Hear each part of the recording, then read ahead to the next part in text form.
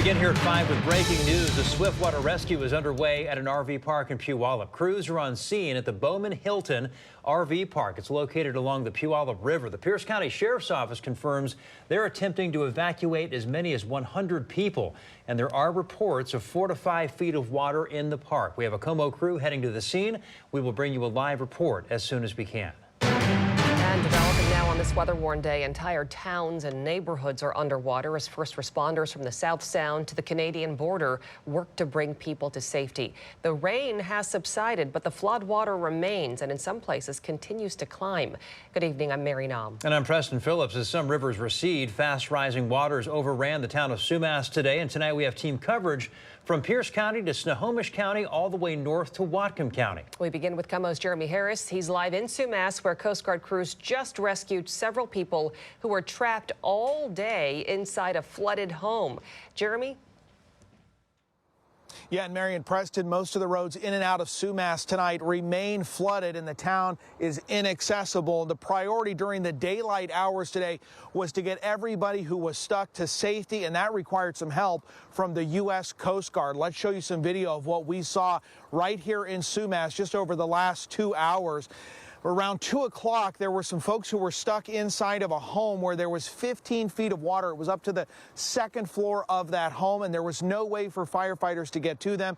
That's when they brought in these Coast Guard helicopters. Those crews, they are so good at what they do.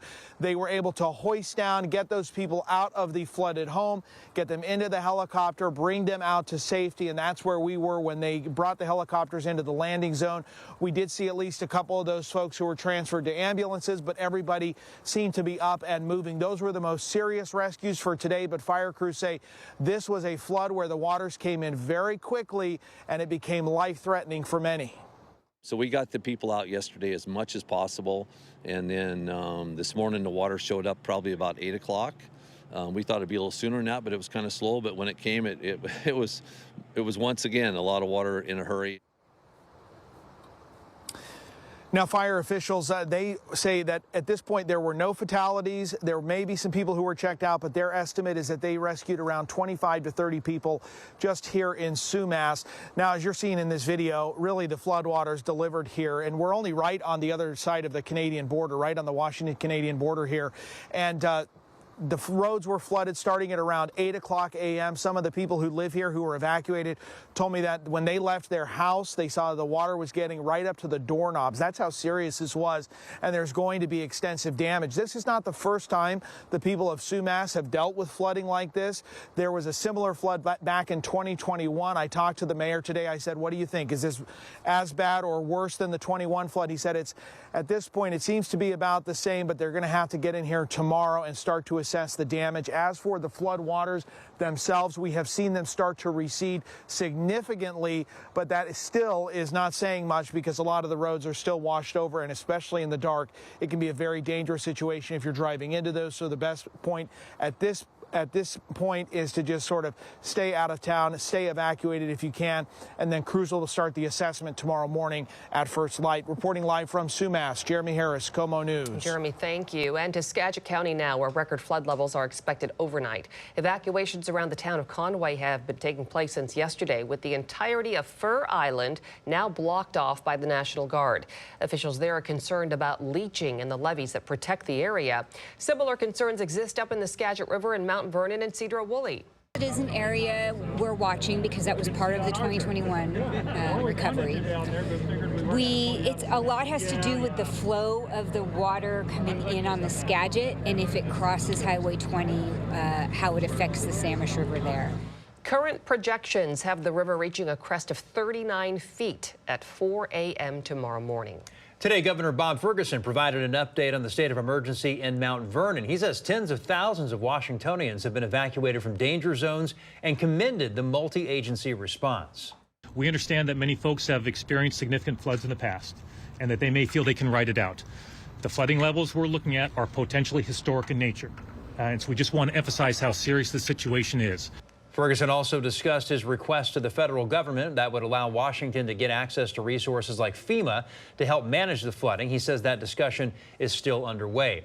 Meantime, Washington National Guardsmen are hard at work helping protect homes and communities. They shared this video of Guardsmen getting sandbags ready in Cedar River and Skagit County. Yesterday, Bob Ferguson announced he was activating 100 National Guard troops. The rush is on in Renton, where homeowners along the Cedar River, hope to get that for you soon, along the Cedar River are working to protect their property from rising water. The Regional Fire Authority says water levels from Ravensdale to Lake Washington will remain high through Saturday.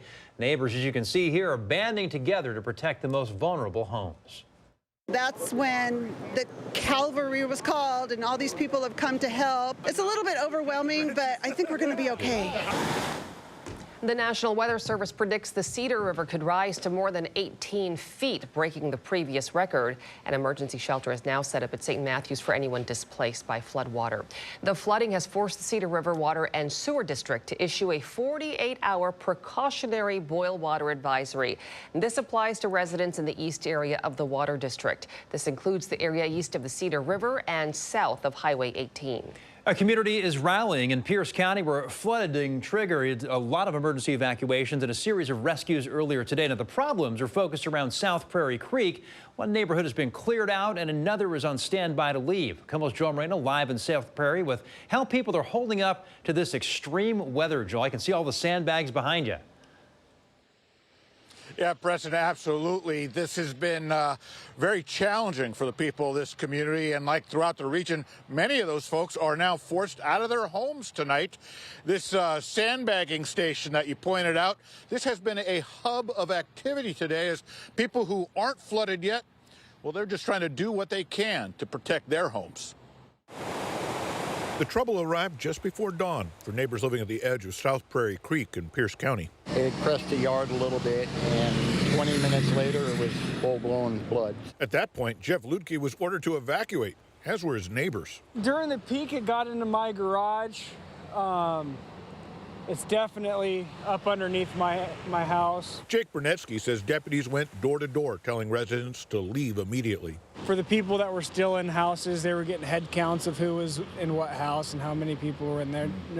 They did a good job. The fast-flowing creek pushed water up and over its banks, and 3 people had to be rescued, which included a man in a wheelchair, as well as a woman and her daughter. But it's like just crazy seeing like the damage it can actually do. I mean, like my heart hurts for the homes that are being destroyed and the families that are being, put through this. Crews set up a sandbagging station to help people protect the homes and businesses where the water had yet to reach. You think of floods and you've seen it full, but wow, clear across the road. A berm also stretched along the edge of a park where trees were sweeping down the creek and smashing into the supports of 2 bridges. Big booms, you could hear them from the house, and it was actually just full-on trees coming down the river, hitting the walkway bridge across the street at the park.